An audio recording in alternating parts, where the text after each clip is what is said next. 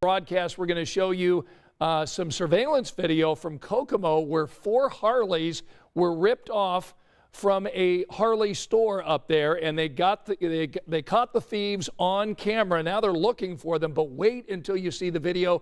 I mean, it's amazing to watch $100,000 worth of Harleys literally driven right off the showroom floor. You're going to see that coming up tonight here on Facebook Live. We'll also give you a preview of our big story coming up on 13 News at 11. But we want to start like we always do with Angela to talk about the weather. Boy, we had some rain today. It was kind of a miserable, windy, cold day. And give us an idea about what's to come tonight and tomorrow. Much better. Good. Much better. We're saying goodbye to the rain. Still going to be a little breezy the next 24 hours, and it is going to be a little chilly tomorrow, but improvements on live Doppler 13 radar. And we've backed it up a few hours just to show you the movement, the end of this rain. Now, before it completely ends, we did have it mixed with a few flakes of snow. That reported up in Noblesville and over toward Muncie, and we still have some pretty gusty winds up over 30 miles per hour from Terre Haute to Indianapolis to Muncie to Shelbyville to Bloomington. Winds will eventually die down a bit overnight. Still a little breezy tomorrow, but we've got sunshine back in the Friday forecast. I would grab the coat and the sunglasses for tomorrow. 20s, upper 20s early tomorrow morning. We'll still be kind of on that crisp side through noon, and then eventually 45 to almost 50 tomorrow afternoon with some sunshine. Sunshine will make all the difference tomorrow. A little breezy, and then we have even more sunshine on the way for the upcoming weekend.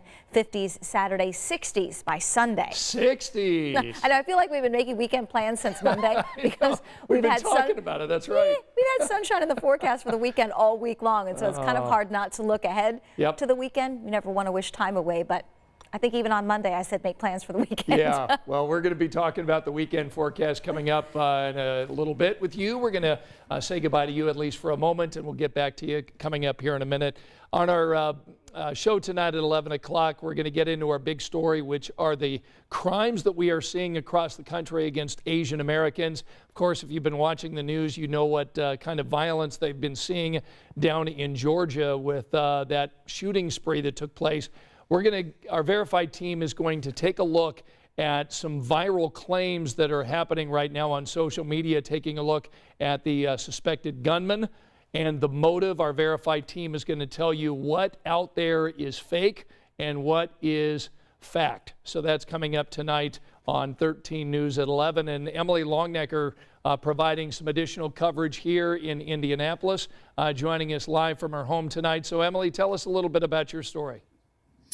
Well, Scott, talked to several folks in the Asian American community that talked about we really need to reframe that discussion about a motive down in Atlanta to, regardless of motive, what is the effect on the Asian American and Pacific Islander community here in the United States. And this all comes at a time when the Indiana chapter of National Asian Pacific American Women's Forum, they just sent a petition to Governor Eric Holcomb last week with some 2,000 signatures endorsed by 30 organizations, asking the governor to publicly recognize and denounce acts of hate against Asian Americans and Pacific Islanders and implement programs and procedures to support those communities and also establish a statewide advisory committee. So, and in this petition, they cited lots of statistics.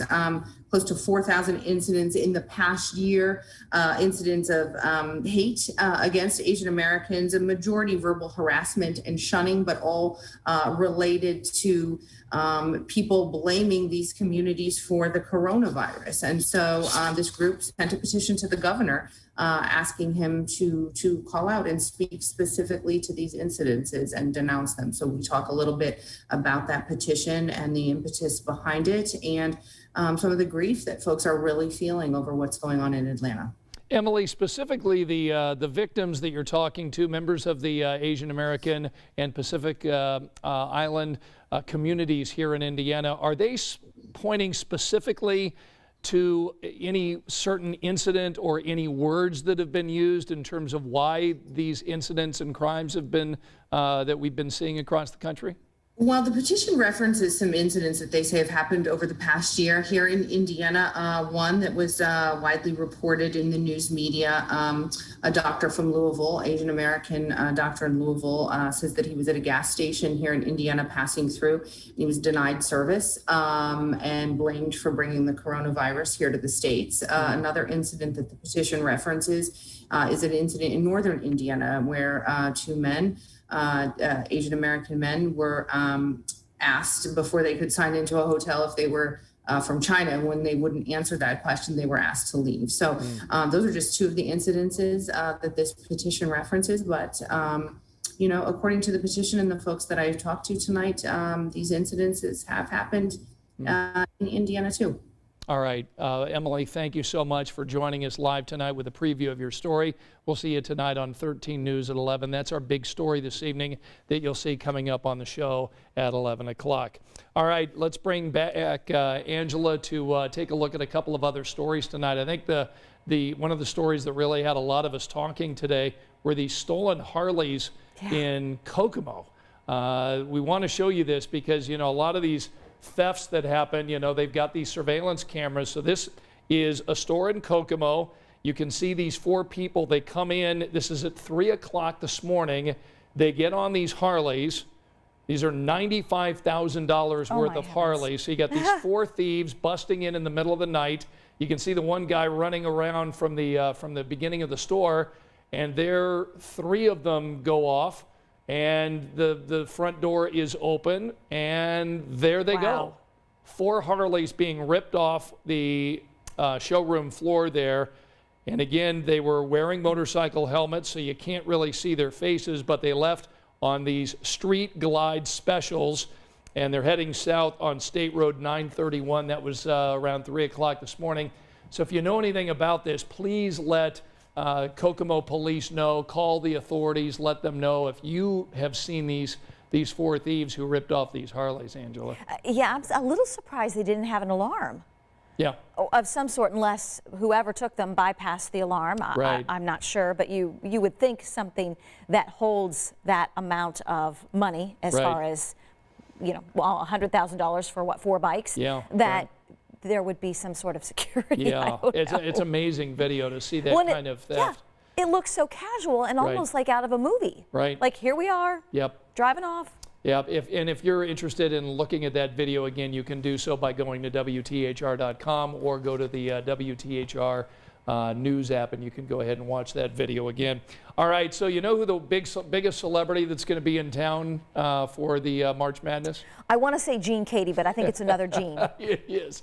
Gene Katie would be one of the biggest stars, certainly, to be your former legendary Purdue basketball coach. We saw him already in town for the Big Ten, but we're talking about Sister Jean.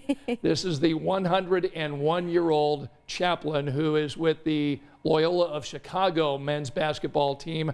And she became famous a few years ago, and because Loyola of Chicago is coming to March Madness, we learned that Sister Jean is coming to Indy. She's got her own bobblehead that is out there, and she is a real crowd favorite, and our Mary Mills has that story for us tonight. Historic Hinkle Fieldhouse, ready to welcome thousands of fans, but probably just one who was born before it was built.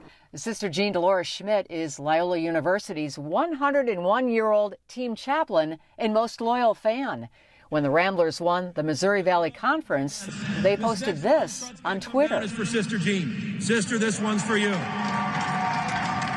Sister Jean became a national sensation in 2018 during the Ramblers' surprise run to the Elite Eight. People were coming up to her saying, "Oh, could I have a selfie? Would you call my 4-year-old?" People just throng around her. Sister Mary Fran McLaughlin and Sister Peggy Garrity are close friends of Sister Jean's. They've known her for 50-plus years.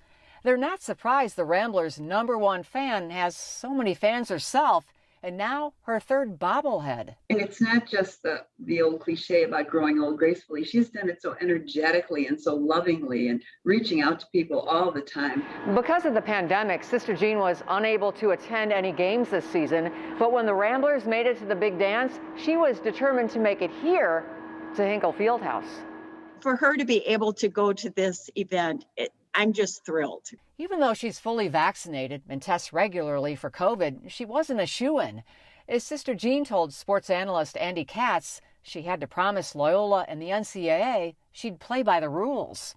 I have certain regulations. I can't run down on the court. And I said, I'm not going to run down on the court. I'm not going to cause any disturbance. A lifelong basketball fan, Sister Jean knows the game well, and of course, each and every player. She keeps in touch via email and Zoom, offering support and guidance, recently telling them, You have to pretend you're on the dance floor and you want to win the game. You have to keep cool and don't let anybody ever get under your skin. But Sister Jean, also a realist, asked how far the Ramblers go in her bracket. Well, I kept them in the Elite Eight. Oh, and then for the Final Four, I just have Gonzaga, BYU, Baylor, and West Virginia. Still, she says she'd be perfectly fine should Loyola go to the top and bust her bracket. Oh, we love Sister Jean. Oh, and I love the fact that she's promised to be on her best behavior. Yeah, she's not going to rush the court. No. Isn't going to cause any trouble. I mean, she's just there to root on Loyola, and we wish Loyola the very best. Yeah. I've got them getting to the Sweet 16, so we'll see. I think I have them Elite Eight, maybe. Oh, okay. And, 101 years, I don't think she's probably ever gotten in trouble. No, of course not. So, no. Yeah, well, it's going to be great to see her. And yeah. There are going to be so many celebrities walking around town, I think. So it's going to be really fun. And, we're off to a good start. I mean, Drake winning tonight. So Drake has won tonight. And as I mentioned, Texas Southern has won. Okay. Norfolk State plays Appalachian State tonight. And UCLA will play Michigan State coming up as well. So, okay. Yeah, we get 4 games and, of course, all the games tomorrow. So I'm excited about it. I am too, and it's a Friday tomorrow. Sherry is very glad Sister Jean could come with her team. Good. Sandy checking in from Sandy. Milroy. Yep. We had a Versailles. Hello, Versailles. A Cleveland, Thomas in Cleveland checking in. All right, Thomas. And let me see. Teresa was not happy with this ugly day, so dark. Yeah, Teresa, joined the crowd. None of us were happy with it. And it was Joyce, by the way, from Versailles. All right, Joyce. Well, thank you for joining us. We're so appreciative that you guys join us every weeknight here at 10 o'clock. And again, when people wake up in the morning, Angela, what's the weather going to be like? Chilly, chilly, chilly. Upper 20s, so grab the coat. Grab the sunglasses for tomorrow, and then we'll be able to put the coat away for the weekend. Yep. 40s tomorrow, but we're 50s on Saturday, 60s on Sunday, and it looks like that warmth is going to continue most of next week. Oh, that's going to be awesome. Real taste of spring. Oh, we can't wait. All right, so you're going to be able to see Angela's 7-day forecast coming up tonight on 13 News at 11. We'll get into our big story as Emily Longnecker reported, and we'll have the rest of the day's news. Thanks so much for joining us here on Facebook. We'll see you tonight at 11. Good night.